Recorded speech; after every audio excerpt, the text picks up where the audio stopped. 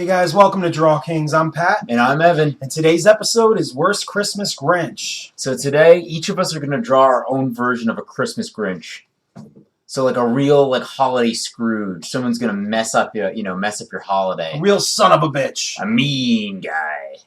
Well, my guy's not mean. Well, yeah, he's mean-spirited at times, but he's also... Well, I mean, that's what makes him a Grinch. He's a cool guy, you'll see. All right, cool. He's a cool Grinch. He's got to be kind of like me because, He's considered a Grinch because the people who create the stories about these things are us. The people, the kids, and so as a result, he's considered a Grinch. But okay. He's anything. Well, he works for Santa, more or less. Okay, so he's an employee of Santa Claus. Yeah, but I guess you could consider him. He's not an employee of Santa, but I mean, just like like the Easter Bunny and all of that, like they're all working under the same sort of cause. Kind of how like Nightmare Before Christmas shows all the doors in the forest that lead to different holiday worlds. Yeah. All right, cool. Well, so I mean, he works during Christmas, so he does work hand in hand with Santa's cause. He's a Christmas folklore. He's not something that kids really like. Okay, so why don't they like him? Because he ruins their days. All right, so now there's like a bunch of kids that they stay up and they wait for Santa Claus. Yeah, they wait for him to come down the chimney. Right. Well, this is a real problem for the big fat jolly guy, Santa. Yeah. I was gonna say jolly giant, but he's not giant. He's not giant. He's just like a giant diabetic tub of lard. You really like this diabetic? Yo, I've always felt like Santa is diabetic and that we shouldn't leave cookies for him because it's gonna just worsen his diabetes. Yeah, you're right. But I mean, he's an immortal. I mean, there's no proof of that. Well, I mean, he's lived for hundreds of years. Yeah. I mean, but he hasn't lived since the dawn of time, and he is like sort of a European folklore person, and like in German folklore and Scandinavian folklore, he's got his own little Krampus. Well, Krampus is German, but he came before Santa, and then they invented Santa to make the mythology a little less threatening for children, because it is kind of terrifying that the only non-religious figure in German folklore for Christmas was this demon who'd come down your chimney and if you were bad put you in a sack and beat you. Oh, you saw that Adult Swim thing? Yes, I did. Where there's did you really? Yes, I did, dude. I always watch Krampus stuff. I go online at home and look up Krampus and just see what comes up. Oh, cool. There's a Krampus fest, apparently. So it's interesting that you are strangely obsessed with this guy. Of course, it's hilarious. Oh, wow. Apparently it probably was. Yeah, apparently the timing was right with that one. It's really funny. Yeah, okay. Well, I think mythology in general is pretty hilarious. Just like Zeus created men by eating butter and, it's like all this crazy little I guess side notes and details that somehow people thought were very relevant to their creation. Well, we won't get into that. But I was going to say, as far as folklore goes, Krampus is a pretty wacky character. Yeah. I mean, you're right. I mean, and in the Adult Swim thing, they're talking about his family and stuff. It's Christmas with Krampus, and he's sitting on a throne, and right next to him are these squirming sacks of children. Children that he's kidnapped. Yeah, he's like, no food, no candy. Yeah, I definitely dig it. It's a cool thing. I don't know how much I would, research him and shit, but hey, I mean, whenever this thing pops up in my head, I just go online. I'm like, I have the internet at my disposal. Like, when I was a kid, I didn't have this luxury to be able to just look up whatever I thought. Like, oh, hey, let me look up what other people think about Krampus. True. And then I was like, wow, there's a Krampus fest? This is a con for Krampus. That's why there's no censorship, really, anymore. I mean, parents can't stop their kids from, watching this TV show or that, really, anymore. Because they all have freaking smartphones, and I love it because kids need smartphones to go to school to fit in with the other kids with smartphones. Right, exactly. I mean, my mom had to force me to get a cell phone when I was a kid. Why would you need to be forced? I was forced. I did not want a cell phone. I was very adverse to it. I was like, I don't want to be tracked. That's really weird. Well, because most kids would be like, hey, I want a cell phone. I want to be cool. But most kids wouldn't attribute cell phones to being tracked, especially not back in the day. Well, it was pre-flip phone. It was like one of those old, small-looking cordless phone type cell phones. I forget what it was, what model it was, but it was a Verizon phone, and I used to carry it around with me. My first cell phone was at the end of maybe 9th grade, but I remember getting it, and I remember it being like, I don't want this. It's a nuisance. But I must have used it a handful of times at school. What about the beeper? I never had a beeper. I never had one, but I wanted one. I would rather have a beeper at that age than I would have had a cell phone. I thought it was so cool, the beeper. I mean, but so many kids in my grade had them. Was this in Indiana? No. Cell phones weren't invented when I was in Indiana. In Indiana, it was people were using beepers still. They were using corn. They're using corn and corn and a string. And chickens. Yeah, exactly. Hey man, my chickens. You know, all those. Was that your Indiana? No, it wasn't an Indiana accent. I was just making fun of people. Hey, my chickens! Hey, man, my chickens! Hey, take my chickens! Chicken farm!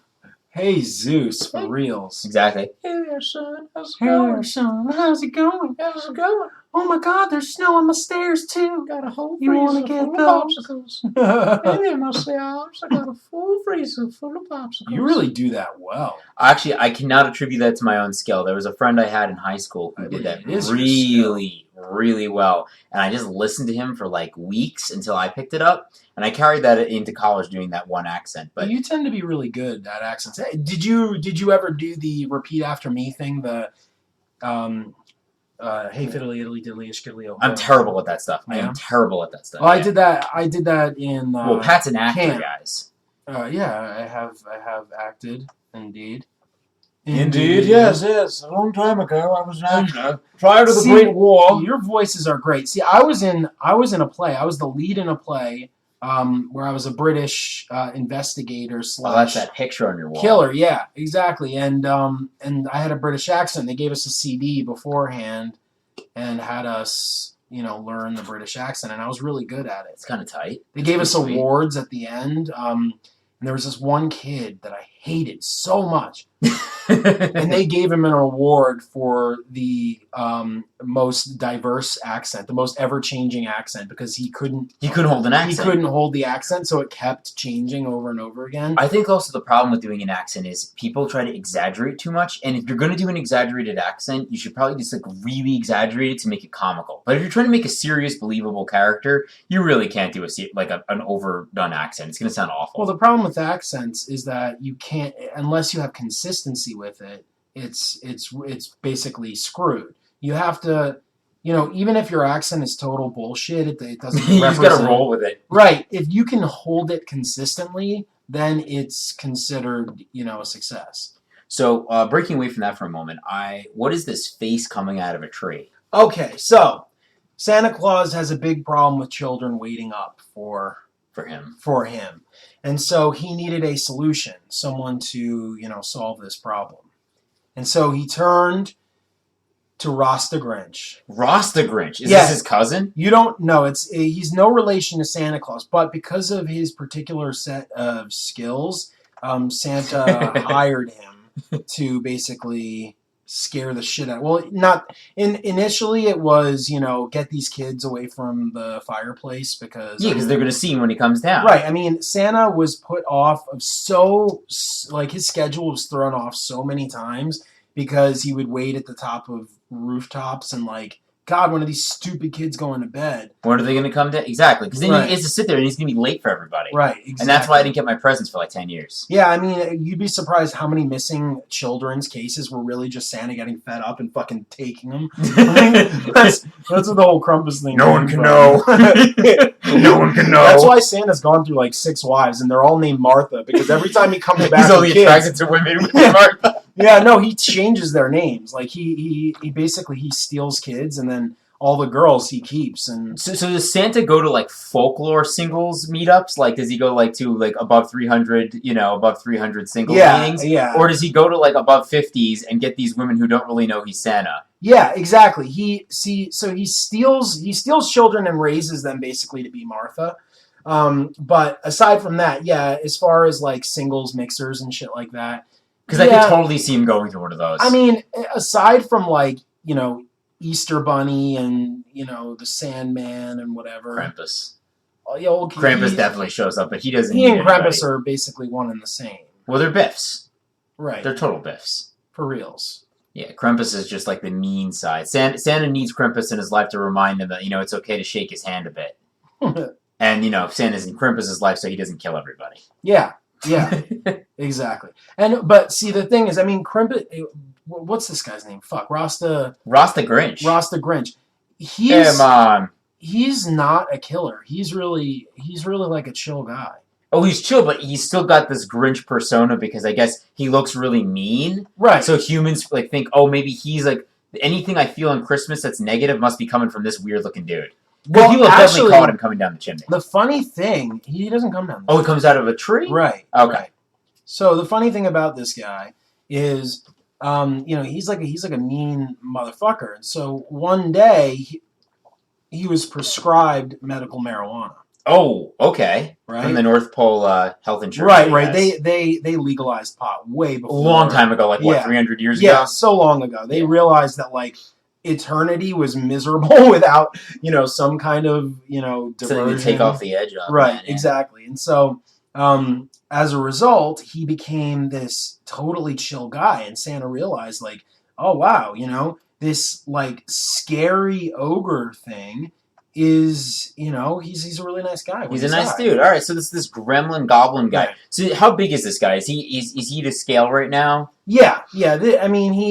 This is more or less to scale. He's not huge, though. I guess he's a pretty big face in this tree. Maybe he's just got a really big head. Right. He does actually. Well, he has a big head, but he also has big Rasta hair. Hold on, let me just make that happen. Oh, he's got that sick hat. Yeah. Do you know the name for that type of hat? No. I should look that up. Yeah, you have a phone, right? I'm gonna look that up right now. Cool. I'm just gonna look up Rasta hat. So what he does after he got into weed, Santa, just like Rudolph, right? How Rudolph became, randomly Santa's favorite dude. Yeah, exactly. So one day, freaking Rasta Grinch smoked Santa up. It's called a Rasta cat. How like uncreative is that? Yeah, that is kind of uncreative. I was expecting this really cool name. Yeah, they call it a Rasta cat. Oh, fuck it. Well, I guess maybe that's like kind of like the secular name for it. I'm sure there's like there's a native Jamaican name. I don't think we can accuse that of being like, not very creative when I've just named my Grinch Rasta Grinch. Well, Pat, you could take some liberties. You wouldn't want to call him something like Steve. Yeah, right. Steve the tree Rasta. That's actually kind of cool. Steve the tree Rasta. Steve, because it's double meaning. Rasta. The tree Rasta. Yeah, you're right. It's got a double meaning. Right, which you're not supposed to know. It's cool. So anyway, he smokes Santa up. Santa becomes his best bud, and from then on, because of his connection with trees, he can transport himself in and out of people's homes through their Christmas tree. Via the tree. Right. So basically him smoking trees and connections with marijuana has enabled him to connect to all all life, all living nature. And so what happens is he shows up in these trees while the kids are staring at the fireplace, and he hotboxes the house. And so basically these kids, and part of the reason he's a Grinch is because then the kids who now have the munchies fucking go and steal. Go nuts. They go bananas. Yeah, they steal all of Santa's freaking cookies and shit. And he thinks he's doing a nice thing because, as you said, Santa's diabetic. Yeah, of course he is. There's no question in my mind that he is. Yeah. The dude really needs to lay off the sugar. Yeah, for real. And he's been alive for 400 years or something, but people think, oh, well then he's probably going to still stay alive. Not true. Just because he has magical powers bestowed upon him by witch elves that he hangs out with, he probably is just accumulating a lot more diseases as he goes on. Yeah, diabetes is a serious thing. It is really serious. It's an autoimmune disease. People don't realize that. Yeah, that's why people lose circulation and all that. Santa is just as susceptible, ladies and gentlemen. Yeah, he may not die from other stuff, but he's definitely he's definitely in trouble from his diabetes. Yeah, so you guys are messing with fire when you're giving Santa his. He gets very short with people. Cookies. Where's my cookies, goddammit? Yeah, Martha, his 6 Marthas are... Darling, you sure you want to do this? Which Martha are you? I forgot. I'm confused and angry, irritable, and rash. It's actually Walter Brimley. It's the guy from the diabetes commercial. Yeah. That's who it is, basically. That's who Santa is? Well, he looks basically as... that's the most human Santa could be. Oh, jeez. Well, you learn new things every day. Yeah, I can envision Santa being that guy. I can envision Santa being any freaking guy that's big and fat and jolly. Yeah, but Walter Brimley hangs around fireplaces in the diabetes commercials, so like I mean that also kind of accused to it. It's like, oh wait, why is he always near a fireplace? He's talking about how irritable he is. I mean, Santa's obviously irritable. He's got to be around the world in like a night. So yeah, so this guy's popping out of the trunk. Not the trunk. Yeah, the trunk of the tree. Isn't he coming out of the woodwork here? No, he's coming through. Well, I guess so. The roots. The roots, but since the tree isn't even connected to the floor, he can kind of magically teleport through the roots. Right, and so he's popping through the middle of this tree. His big floppy Rasta hat is, that's where he keeps all of his goods. Oh, okay, that's why it's so damn big. Well, I mean, he's got pretty long. It's like a bindle. It's like a hobo bindle. Hey man, time to bake the house. Get jiggy with Rasta Grinch. Go eat the cookies, man. Kids listen to him because kids. People think they're terrified of monsters. Actually, kids don't start out that way. They don't know to be scared of monsters until something happens to them, and this is the first thing that happens to them makes them scared. Yeah, that's why the first cavemen found it so easy to hunt, because those fucking animals had no idea what they were doing. They were like, "Oh wow, look at these guys! These weird primates chasing us." These guys are interesting. Hey, fella, what are you doing? Oh my god! Oh, you shot me in the face! What are you doing, man?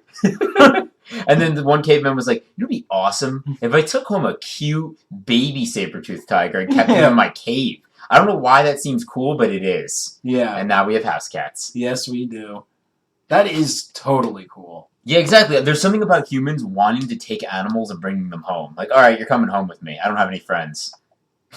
You're my new friend. Yeah.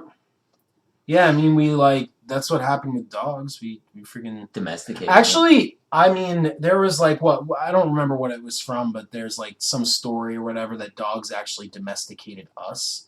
What? Yeah, basically that dogs realized that if they wanted to get food, right, a constant supply of food, all they had to do was hang out outside the cave. That is true, but they didn't domesticate us.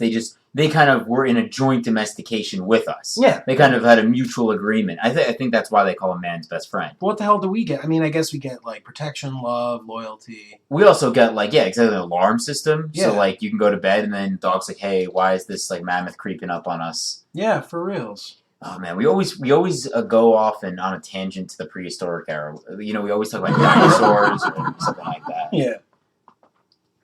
Pat's raptor, the Pat Raptor.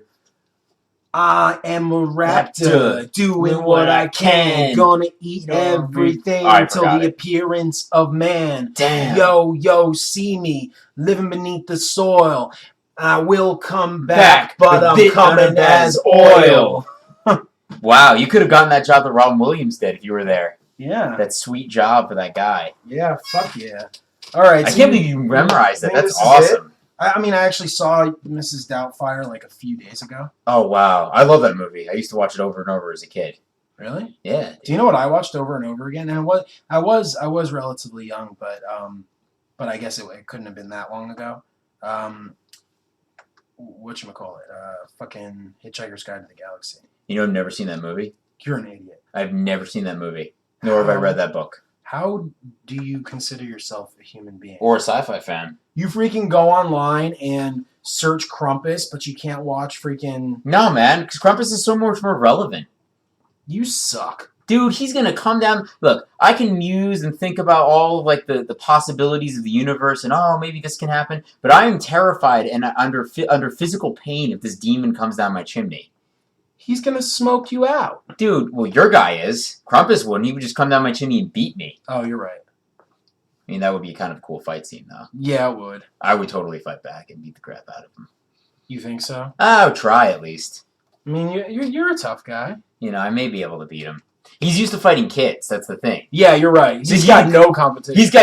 He's used to beating a 3-year-old, and then he comes down, and there's a guy waiting for him. He's like, "Damn it! Oh, Krampus wasn't ready for this one." Yes. Why are you here? All right, hold on. Let me minimize this bitch. Oh, I love it, man. That's great. Is it? I love it. Yeah, that's great. That belongs on a Christmas card. Okay. Cool. So, Ross the Grinch. You're all set. You stole green though. I'm jealous. Yeah, well, you can do red. All right, I'm gonna do red then. I mean, it makes sense. Oh, shock again! Shock again! Shock again! Boom! Shock again! Yeah, last time I shocked Pat, so I think time this is I gonna got be an you. ongoing thing. Mm-hmm. All Can't right. take green. No, I can't take green, unfortunately. But make sure they're compliments. I'm looking. Oh, that's good. Right there. That's a good one. Hey, I know my colors. Okay, That's you're 2 right. years of color theory. Jesus Christ. Damn, man. God. Damn. God. Ah. God. All right, so I'm gonna do something very different from Ross the Grinch. My guy is a little bit more based on Scrooge than it is on the Grinch. And this dude. Oh, that's the second 10 interval. Oh man. Oh no. I No, think we're on that's the time. first. That's the first. We're Wow, on time. dude. We're right on time. We're right on time. Cool. Sorry for Nice. interrupting you. It's okay. Don't worry about it. We're always interrupting each Go other. ahead, Home Slice. All right, dude. So this guy right here is just a really crabby dude. He's like, he became the Grinch because he wasn't healed by the ghosts of Christmas. So when the ghost of Christmas came down to Scrooge and told him, like, you got to stop your evil ways and you got to change and become a better man. Scrooge went through this transformation. He's like, wow, I have to change or else I'll end up in hell. Because, that makes him a good guy. Okay. Under, pain of being locked in a fiery pit for all eternity. So what you're saying is that Scrooge, Ebenezer Scrooge, the one and only. The one and only. The one and only, who was enlightened and changed by the goodness of the ghosts. Angels. Oh, ghosts, right. The ghosts of Christmas past. In this version, he did not succumb to the bullshit of the ghosts. Listen to our bullshit! And as a result, he has evolved into some sort of cretin. Yeah, exactly. A cretin's the perfect word for it. Cool. So it's kind of like how Gollum, because he, Frodo or Bilbo would have turned into Gollum if they had the ring. So what's his mythical thing? Like, is it the cane, the crutch, the cane thing? Yes, he does actually have the crutch. Does he lose the cane when he becomes good? Does he drop it and run? Yeah, he starts running. He starts running because he's healed. Maybe it's the cane. No, the cane is not the brain. The cane is his precious. No, his money's his precious. He gives all his money away. That's what it is. Now he's got his cane that's gold, made of gold. Exactly. He's got this shit ton of money. He's got all, he can afford to have this cane of gold, but won't give the kid like a Christmas turkey. Tiny Tim, he's like, I want some more. Actually, that's another. Some more. That's another trouble. Well, yeah, but there is a Tiny Tim kind of character. There is a Tiny Tim in Christmas Carol, but he is Tiny Tim, right? Yeah. Okay, yeah. In Christmas Carol, he's Tiny Tim. And he's sick, and he needs he's surgery sickly, and he's something. got like welts and diseases and stuff. Yeah. This guy right here, he's just a really nasty. He's almost like a little bit inhuman because he's transformed into this like grouch of a person or a creature. Cool. Yeah, look at him here. Oh yeah, that's Ebenezer alike. He's exaggerated. It also reminds me a little bit of my Seth Rogen fucking dinosaur.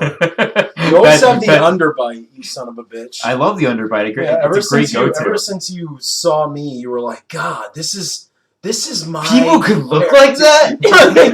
This is amazing! Did you know that I have perfect teeth? I've never had braces.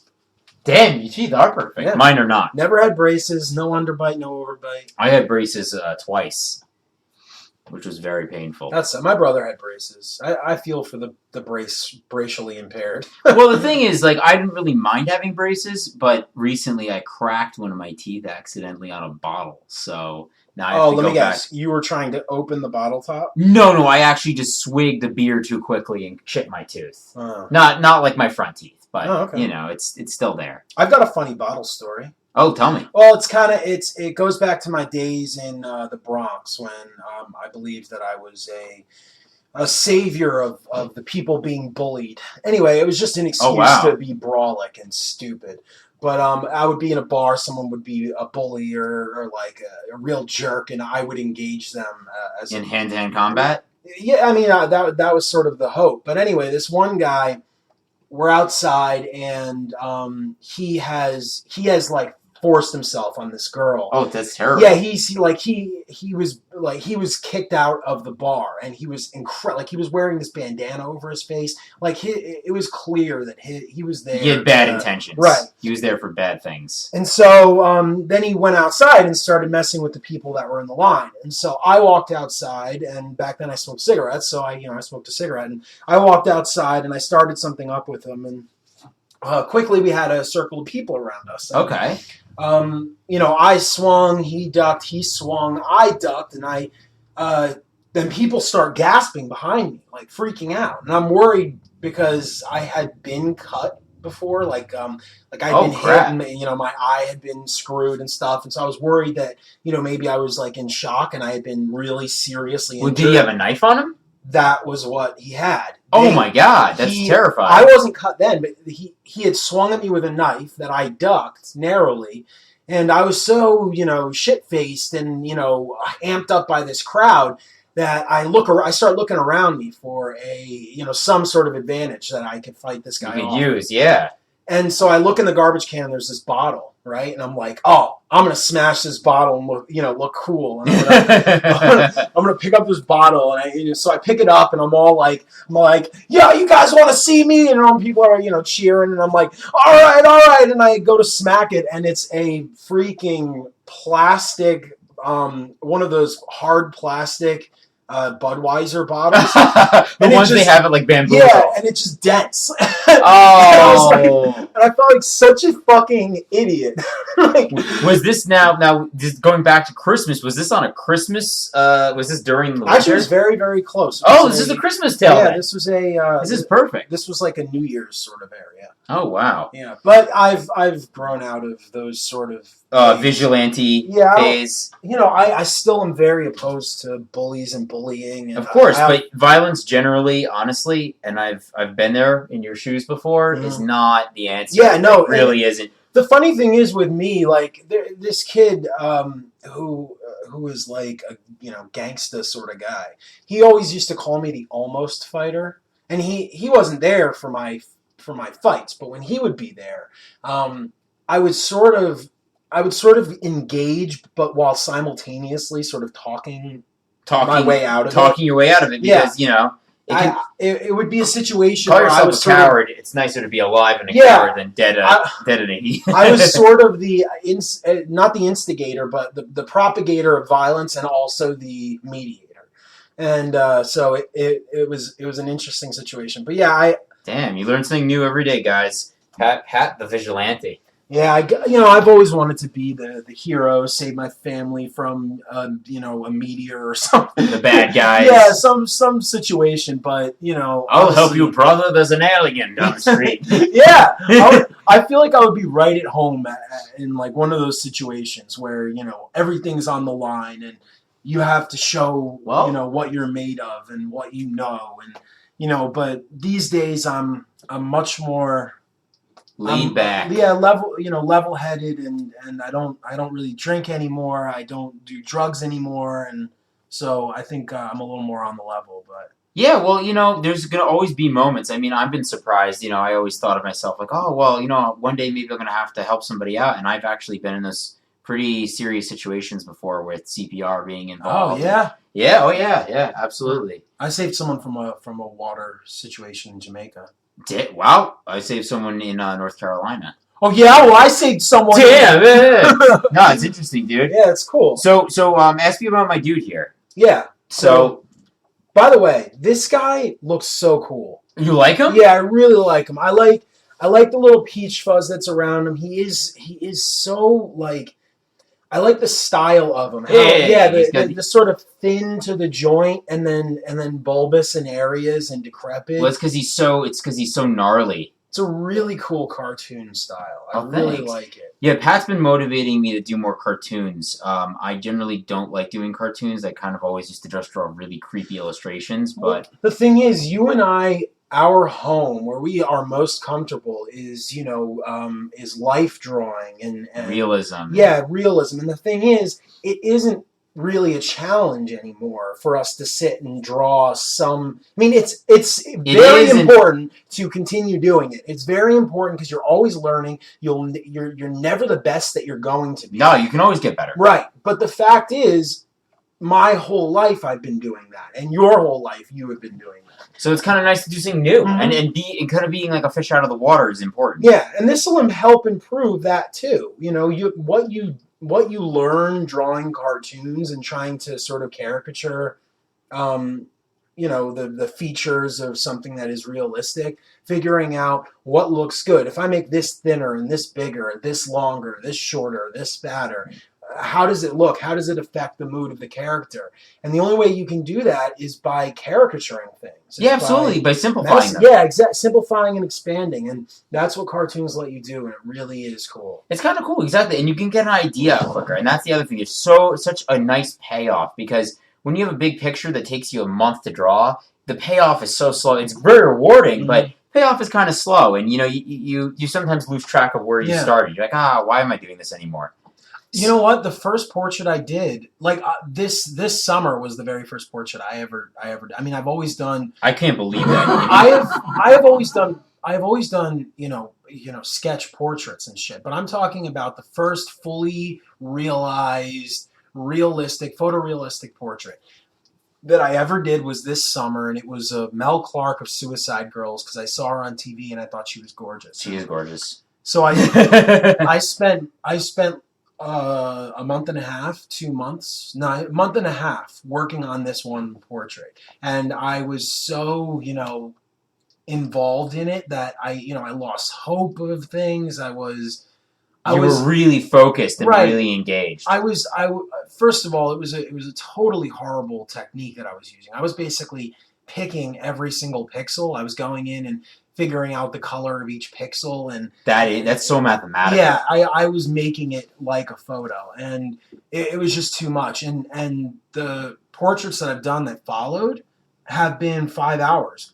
I've done them in 5 hours. Oh, Those wow. are the ones that are on video. And yeah, they're beautiful too. They're really good guys. I mean, go check out Pat Crooker's work. It's awesome. It's just so good, and his stuff is really detailed. And as far as portraiture goes, I know that a lot of them are commissions. They're not boring. I don't find them boring. Actually, I haven't been paid once. Really? Not for a single fucking thing. Wow. I was gonna say they're very engaging. They're not dull. So go check them out. I mean, his subject matter is pretty cool. I really appreciate that, but the whole photorealistic thing, it is sort of a far cry from artistic license and making something that is new and cool. So I would much rather have something that's a little less lifelike and a little more engaging. Engaging and dramatic and dynamic. And so that's what I'm trying to get myself able to do now, which is why I'm sort of exploring all sorts of different avenues. Yeah, and that's why I'm happy to be a part of it. Yeah, dude. You're an incredible inspiration to me. So thank you. I think we strayed a little far from the funny. Yeah, we did, guys. We went really serious today, but that's actually okay. Yeah. So I was gonna say, bringing it back to the holidays though. So Pat, you're gonna be going away for the holidays. We're posting our Draw Kings episode, probably on Friday. But I was actually thinking we'd do it tonight. You want to do it tonight? All right, cool. But I was gonna say that's what some other. We're doing Tuesday today, and the reason we're doing that is because Pat's gonna be going on vacation, and that's kind of cool. We're taking a little break. Yeah. So we're taking a break to revamp and revitalize. We're creating a network, but we're also expanding Draw Kings.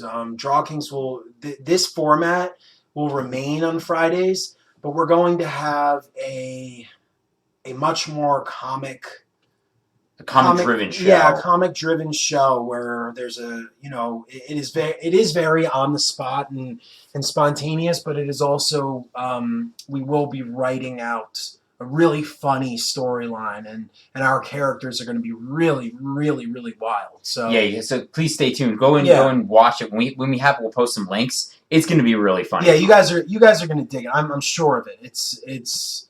I'm going to be laughing the entire time doing it, or stopping myself. It's going to be tough. It's going to be tough. Hopefully we'll be able to, when we come back from this 1 to 2 week hiatus, we'll be able to hit you right up with the new content.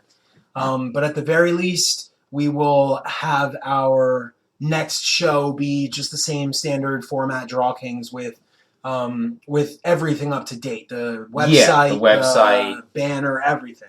So it's going to be really exciting, guys. It's going to be a new fresh start for the year. Yeah. It's going to be a lot of fun. Exciting times. Exciting times. Exciting.